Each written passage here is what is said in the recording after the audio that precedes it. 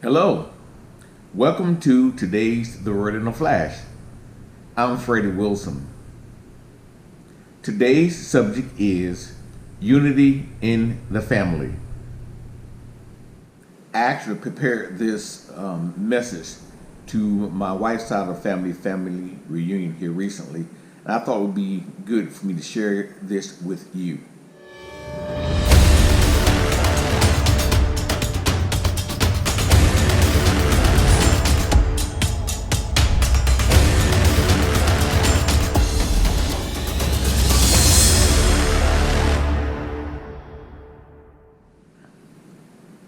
The world as we know it is falling apart. Some of the dysfunction internationally can be attributed directly to some of the things going on here in the United States.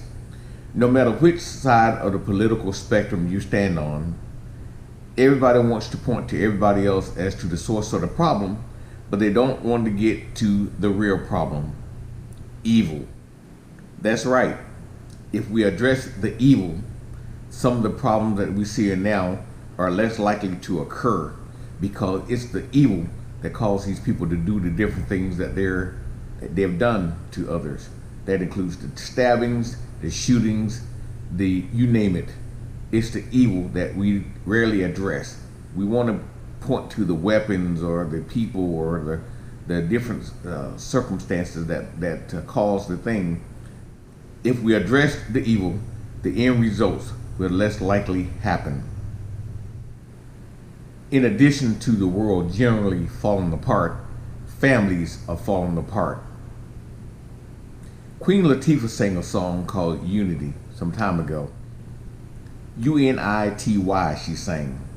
I won't go into the lyrics of the song because some of the lyrics may offend some of you, so that's not very important. What is important, I think, is that in Queen Latifah's song, she's talking about how women should demand and expect respect from men. But in this case, I want to talk about the unity that we all should expect in our families. First of all, I need to define what unity is. Unity is defined as being together or at one with someone or something. It's the opposite of being divided. This is a word that really talks about togetherness or oneness. Now I need to show how unity applies to family and relationship building. A unified family is a strong team that is capable of weathering adversity, investing in meaningful relationship and activities, and creating value together. Many of you have seen that husbands and wives are at each other's throat. We need to get rid of this disparity in our families and expect the husband and wife to work together. Even if they disagree, which oftentimes they do, then they need to agree to work together in one accord when it applies to things in their families. No matter who idea it was, they still need to work on one accord. A husband and wife working together and on one accord is my idea of having wisdom. This kind of wisdom brings about unity in a family. I think in the case of my case, dinner is the best time for us to come together as a family so we can sit down and talk and enjoy each other's company and talk about the day that occurred. I know some of you are busy, your spouses are busy, your children are busy, but at least once a week you guys need to come together and do things together. Because in the absence of unity creates confusion in a family. Sometimes the kids don't know what to expect. Because they don't get to be around their parents much and talk with them, they don't trust their parents because they really don't know their parents other than being provided for. We need to change this so our kids can know each other, can know us as parents, and they can be able to face the world because they know they have someone in the family they can turn to when they need to be able to talk about something. If you've never had a family meeting, it's time to start. I know you'll get pushback from others, but it's something that's needed because there's business, just like in a regular business where the people in the business come together to talk about their future plans. Families need to come together so they can work together to live life, to just move forward. even plan a vacation or just a family event, or just talk about some of the problems that they've had with each other or with you as a parent. But those are important times where you can be open with the family and you can have discussion about it instead of arguments. Once you've created unity in the family, it makes it a lot easier to have unity in your community. Your family can be an example to the community of how people can work together to achieve a common goal. That's why I say it's important to do the will of God. But let me warn you, when you are operating in the will of God, people will talk about you badly.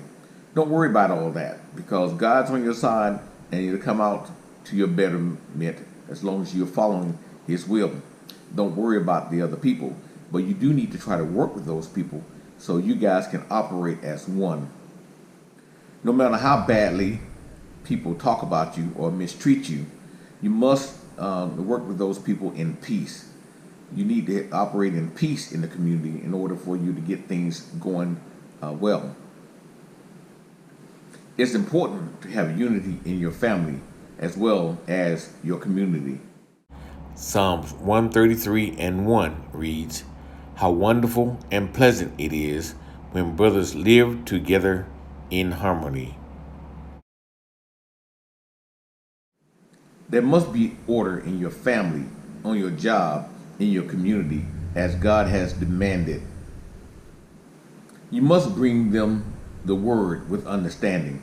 Don't be so condemning when you're trying to speak to people about God or about your experiences. Just keep in mind that you want to operate with them on the same accord, and you are the peacemaker, not troublemaker. Following God's will guide you to do the right things. Psalms 119, 29 through 32 reads, "Keep me from lying to myself. Give me the privilege of knowing your instructions. I have chosen to be faithful. I have determined to live by your regulations. I cling to your laws. Lord, don't let me be put to shame. I will pursue your commands, for you expand my understanding."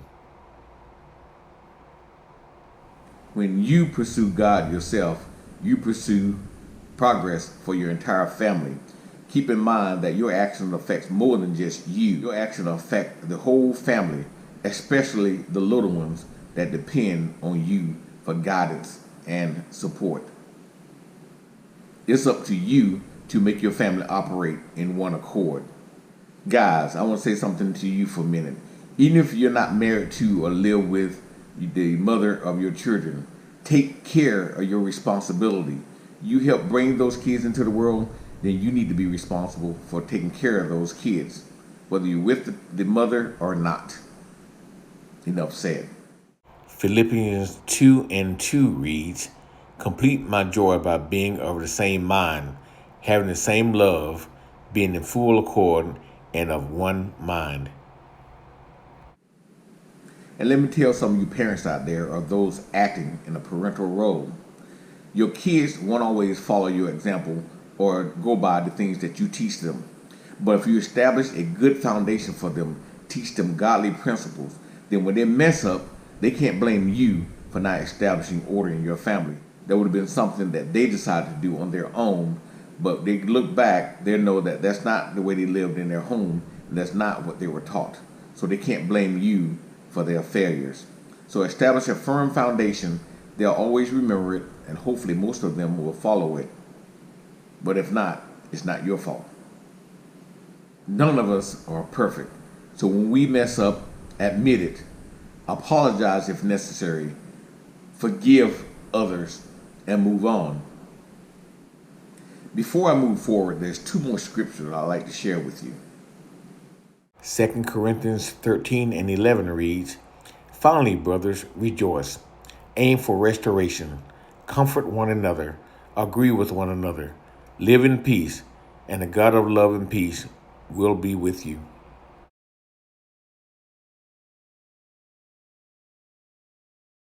Colossians 3 and 14 reads, "And above all these, put on love, which binds everything together in perfect harmony." Artist India Ari wrote a song called Better People. The lyrics of the song goes, I wish there was a video game to teach you your ancestor names. I wish there was a phone number like 1-800-SAVE-YOUR-BROTHER. I'm thankful for the radio station, not afraid to put the truth in rotation. There is certain information you can only get in conversation with young people will talk to old people. It will make us a better people all around. And if old people will talk to young people, it will make us a better people all around. We went from radio to TV. Now we're going from LP to CD. Don't be afraid to try something new. I can help you with a brand new technology if you can help me with the age-old philosophy. Together, there's so much we can do when young people will talk to old people.